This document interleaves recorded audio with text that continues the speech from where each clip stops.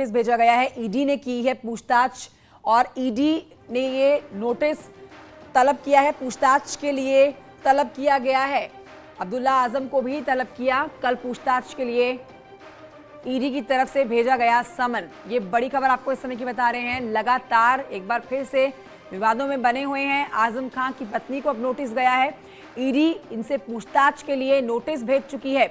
अब ईडी कई सवाल करेगी, पूछताछ करेगी आजम खान की पत्नी से। शंकर आनंद मेरे सहयोगी और जानकारी के साथ इस खबर पर मौजूद है फोन लाइन पर। शंकर आनंद, ईडी की तरफ से भेजा गया है समन, क्या कुछ कहा गया है? देखिए, केंद्रीय जांच एजेंसी ईडी के द्वारा आजम खान की पत्नी और उनके बेटे अब्दुल्ला को नोटिस भेजा गया है, समन भेजा गया है और पूछताछ के लिए उसे लखनऊ स्थित जो ईडी दफ्तर है वहां बुलाया गया है।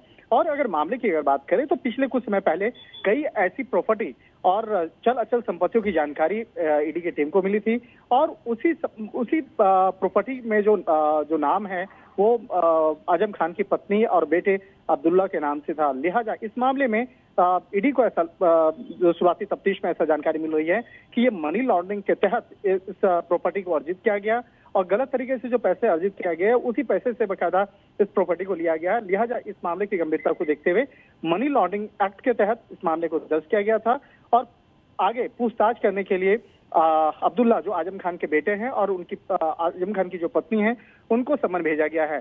ये पहली बार उन दोनों को नोटिस भेजा गया। अभी तक किसी भी मामले में आजम खान की पत्नी या उसके बेटे पहली बार नोटिस भेजा गया है और ऐसे में शंकर आनंद ये समझा जा सकता है कि आजम खान के देखिए जेल से बाहर आने के बाद यहाँ पर अब शिकंजा उनकी पत्नी और बेटे पर कसा जाना शुरू हो चुका है।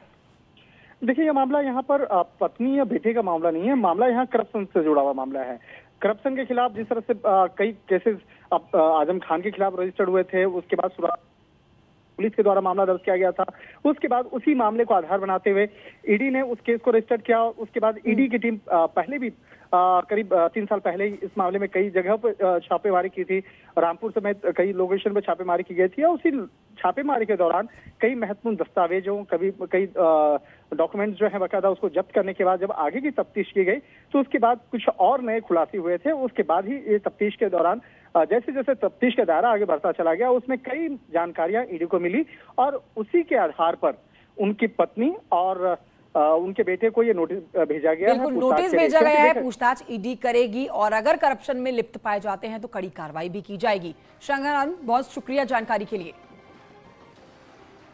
काशीपुर के कुंडा थाने में एक महिला ने अपने ससुर और देवर पर स्ट्रीट डॉग की हत्या का मुकदमा दर्ज कराया। क्या ये पूरा है मामला, देखिए इस रिपोर्ट में। एक बेजुबान डॉग को मारते हुए बाप बेटे का ये वीडियो बीती 22 फरवरी का है। स्ट्रीट डॉग आराम से घूम रहा था, लेकिन बाप बेटे ने उसको घेर कर बैट से मारना शुरू कर दिया, जिसके बाद ये डॉग वहां से भाग जाता है। लेकिन इन बेरहम को उस पर तरस नहीं आता और उसको मार डालने की नीयत से उसके पीछे भागे और फिर उसको बैट से पीटा। आखिरकार उस स्ट्रीट डॉग ने पिटाई से दम तोड़ दिया। मामले में नया मोड़ तब आता है जब एक महिला ने अपने ससुर और देवर पर स्ट्रीट डॉग की हत्या करने का आरोप लगाया। महिला ने 27 फरवरी को शिकायत दी थी, लेकिन केस 1 जुलाई को दर्ज किया गया। मेरे ससुर चौधरी सुरेंद्र सिंह और उनके बेटे अमित कुमार ने उसको बैट से मार पीट के मार डाला। उसकी मृत्यु हो गई और फिर हमने 27 फरवरी को थाने और चौकी दोनों जगह कंप्लेंट करी, लेकिन उन्होंने कोई कार्रवाई नहीं करी। अब 4 महीने बाद हमने मेनका गांधी जी को ईमेल किया, उनके हस्तक्षेप के कारण अब मुकदमा दर्ज हुआ है 1 तारीख को। काशीपुर के कुदैयापुर इलाके की इस घटना का सीसीटीवी भी सामने आया, लेकिन पुलिस पहले मामले में टाल मटोल करती रही। बाद में मेनका गांधी के हस्तक्षेप के बाद अब जाकर मामला दर्ज किया गया और जांच की बात कही गई कि उनके ससुर और देवर ने जो किसी कुत्ते को मार दिया था, तो उनकी तहरीर मिली थी। उसके आधार पर हमने थाना कुंडा में पशु क्रूरता अधिनियम के अंतर्गत मुकदमा दर्ज कर दिया है। अब काशीपुर की ये घटना सही है या गलत, ये तो जांच के बाद ही पता चलेगा। लेकिन एक बेजुबान जानवर को जिस तरह से पीटा गया वो बेहद मार्मिक है। लेकिन शिकायतकर्ता रेखा ने अपने ही ससुर और देवर के खिलाफ शिकायत दर्ज कर एक नई मिसाल पेश की है। काशीपुर से न्यूज़ 18 के लिए गोविंद पाटनी की रिपोर्ट। बढ़ते हैं आगे संभल से खबर, जहां पर धार्मिक भावना भड़काने के आरोप में पुलिस ने एक होटल मालिक को गिरफ्तार किया है। होटल मालिक पर हिंदू देवी देवताओं के चित्र वाले अखबार में मांस बेचने का आरोप है।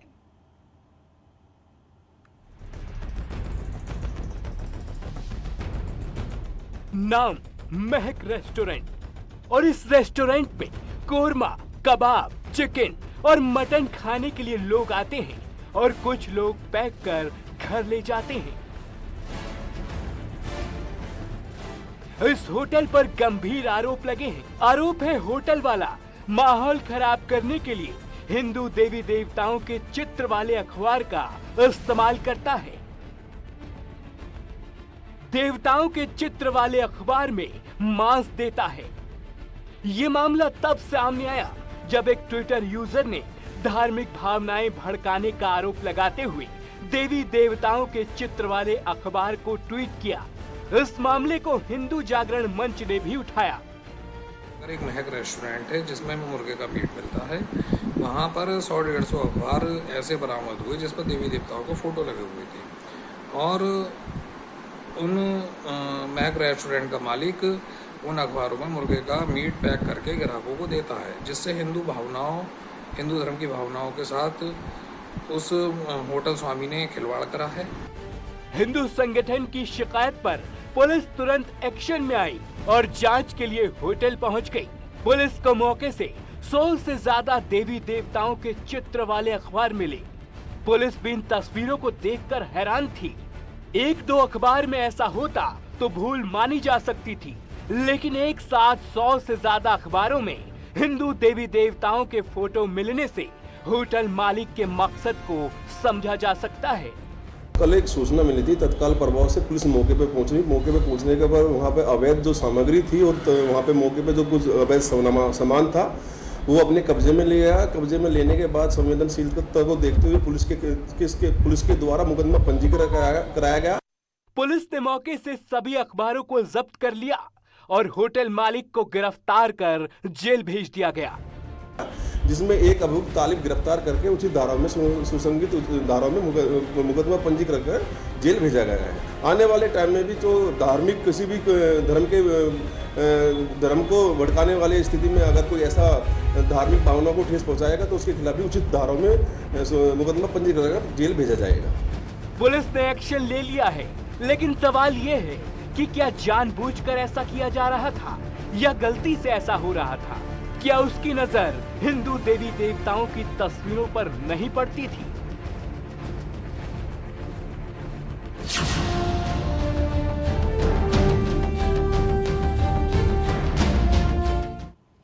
मथुरा में लव जिहाद का एक सनसनीखेज मामला सामने आया है, जहां प्रेम जाल में फंसाकर एक नाबालिग लड़की के साथ 3 महीने तक शारीरिक शोषण किया गया और धर्म परिवर्तन का दबाव भी बनाया गया।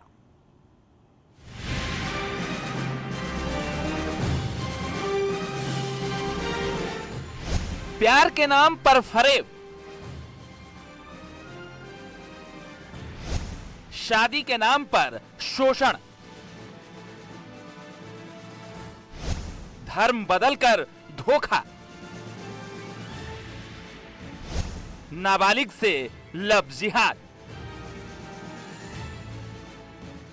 लव जिहाद का यह मामला मथुरा से सामने आया है, जहां एक 15 साल की नाबालिग लड़की ने मोहसिन कुरैशी नाम के शख्स पर प्रेम जाल में फंसाकर धर्म परिवर्तन के दबाव का आरोप लगाया है। तो कितने दिन तुम उसके साथ रही? 3 महीने। कहाँ पे? घर पे रही? उसी के घर पे। क्या कहता था वो? क्या कहते थे घर वाले? ये बोलते कि अपने धर्म में ले जाके अपनी जैसी बना के हमसे से शादी करने का पढ़ लेंगे। तुमने क्या कहा? मैंने ये बोली कि हम कोर्ट मैरिज कर लेना, तो ये बोल रहे थे हाँ हम पहले आधार कार्ड बनवाएंगे तेरा और कोर्ट मैरिज कर लेंगे। 3 महीने राखी में उसने अपने साथ में। पीड़िता ने आरोप लगाया कि 3 महीने तक आरोपी ने उसे अपने घर में कैद रखा। जब इसकी शिकायत पुलिस से की तो पुलिस ने भी कार्रवाई के बदले उस पर ही दबाव बना दिया। हाँ ये बोल रहे थे अगर तुम उसके खिलाफ कार्रवाई करोगी तो वो तुम्हें मरवा देगा, बहुत पैसे वाला है, रहने दो, कुछ मत करो, तुम आ गई अपने घर पे रहो। बोलते तुम कुछ नहीं कर पाओगे, अगर तुमने जेल भी भिजवा दिया तो वो 2-4 दिन में आ जाएगा। लड़की की विधवा मां अपनी बेटी के लिए आरोपी के घर के चक्कर लगाती रही, लेकिन उसे धमकाकर भगा दिया जाता था। जब आरोपी को लगा कि पीड़िता की मां अधिकारियों के दफ्तरों के चक्कर लगा रही है, तो उसने लड़की को मथुरा से दूर कानपुर नारी निकेतन में भेज दिया। मेरी बेटी के साथ में बहुत गलत हुआ है। नाबालिग बेटी है मेरी, और एक मोमडन का लड़का बहका के ले गया था। 3 महीने उसने अपने पास में रखा। इसके साथ मानसिक शारीरिक शोषण हुआ है, और मैं तभी से पुलिस थाने के चक्कर काट काट के परेशान हूँ। कोई सुनवाई नहीं हुई है मेरी, कोई इंसाफ नहीं मिल रहा है, बल्कि उल्टी धमकी और दे रहे हैं कि उसके खिलाफ कोई कार्रवाई मत करो, नहीं तो तुम मारे जाओगे। उसके पास पैसा है, सब कुछ है, तुम्हारे पास कुछ नहीं है। बेटी कैसे बरामद हुई, क्या रहा मामला पूरा? बेटी को मैं कानपुर से लेके आई थी पुलिस वालों ने, और उस लड़के की माँ ने उसे कानपुर भेज दिया था। मुझे तो कानपुर से फ़ोन आया था कि तुम्हारी लड़की यहाँ कानपुर नारी निकेतन में, तब मैं उसे लेने गई थी कानपुर से। 4 महीने बाद जब एसएसपी के संज्ञान में मामला आया तो तत्काल एफआईआर के आदेश कर दिए गए, जिसके बाद थाना जमुना पार में आरोपी मोहसिन और उसके परिजनों के खिलाफ केस दर्ज हुई। हालांकि पुलिस आरोपी के जल्द गिरफ्तारी का दावा कर रही है, लेकिन परिजनों का आरोप है कि उन्हें जान से मारने की लगातार धमकी मिल रही है। मथुरा से नितिन गौतम, न्यूज़ 18।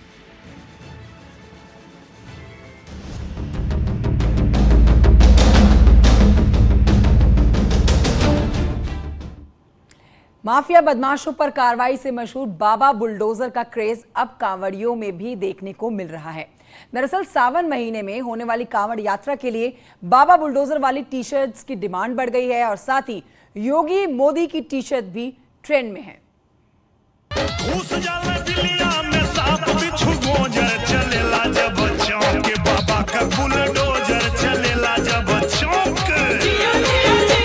महादेव के भक्तों में बुलडोजर का क्रेज। रामचंद्र कह गए सिया से, ऐसा भी एक दिन आएगा। बुलडोजर वाले बाबा के आगे कोई टिक ना पाएगा। कांवड़ियों को भाया बाबा बुलडोजर। बुलडोजर वाली टी शर्ट की बढ़ी डिमांड। चलेला जब चौक के बाबा का बुलडोजर चलेला जब चौक। कांवड़ यात्रा में योगी मोदी टी शर्ट का ट्रेंड। बम बम बोल रहा बुलडोजर। माफिया और गुंडों पर बुलडोजर की ताबड़तोड़ कार्रवाई से मशहूर बाबा बुलडोजर का रंग इस बार सावन के कांवड़ यात्रा में दिखेगा, क्योंकि इस बार भोले के भक्तों में बाबा बुलडोजर वाली टी शर्ट की डिमांड है। इस साल सर इसी चीज़ की बहुत ज़्यादा शॉर्टेज है। गाहक जो है यही इसी चीज़ की मांग कर रहा है, और कोई टी शर्ट नहीं मांग रहा है। जैसा कि आप देख रहे हैं 2 साल से कावड़ बिल्कुल भी नहीं चली है, और इस साल बहुत ज़्यादा डिमांड है। बहुत दूर दूर से ऑर्डर आ रहे हैं, माल भी पूरा नहीं हो रहा है। सैंपल के लिए पीस भी तक नहीं बचे हैं बुलडोजर वाली टी शर्ट के लिए। बाबा बुलडोजर टी शर्ट की डिमांड इस बार इतनी है कि दुकानदार सप्लाई नहीं कर पा रहे हैं। एडवांस बुकिंग के जरिए बुलडोजर और मोदी योगी की टी शर्ट काफी बिक रही है। यूपी ही नहीं बल्कि दूसरे राज्यों से भी ऑर्डर आ रहे हैं। अब की बार बुलडोजर बाबा की टी शर्ट बहुत चल रही हैं। प्रयागराज, इलाहाबाद, बनारस और यूपी के काफ़ी इलाके और उत्तरांचल, हरिद्वार, ऋषिकेश वगैरह सब जगह डिमांड आ रही है। और ये टी शर्ट पूरी डिमांड में इतना पॉपुलर हो रही है कि माल सब फिनिश हो गया, अब दोबारा प्रोडक्शन में लगाया है। इस बार 14 जुलाई से कांवड़ यात्रा शुरू होने जा रहा है। 2 साल बाद शुरू हुई इस यात्रा में इस बार बाबा बुलडोजर टी शर्ट ट्रेंड में है। यही वजह है कि ज्यादा डिमांड होने के कारण अभी इन टी शर्ट की शॉर्टेज चल रही है और व्यापारी प्रोडक्शन बढ़ाने में जुटे हैं। सहारनपुर से देवेश त्यागी, न्यूज़ 18।